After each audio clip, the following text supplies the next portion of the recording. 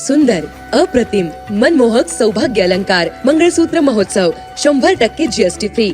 मयूर अलंकार, सराफ बाजार आणि गंगापूर रोड, नाशिक. ताज्या बातम्यांसाठी नाशिक न्यूजच्या YouTube चॅनलला सबस्क्राईब करा आणि बेल आयकॉनला प्रेस करा.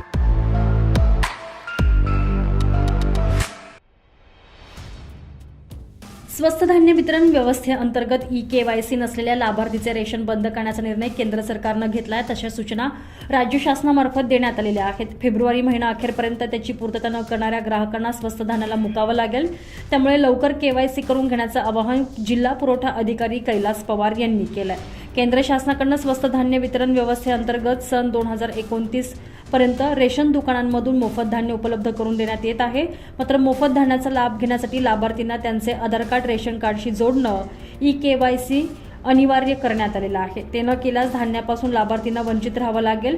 जिल्ह्यात 15 तालुके तसेच नाशिक आणि मालेगाव धान्य वितरण अधिकारी मिळून एकूण 8,88,331 रेशन कार्ड नोंदणीकृत आहेत.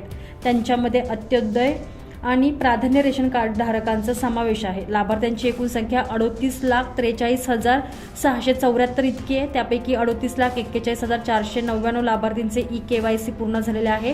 हे प्रमाण 99.94% आहे.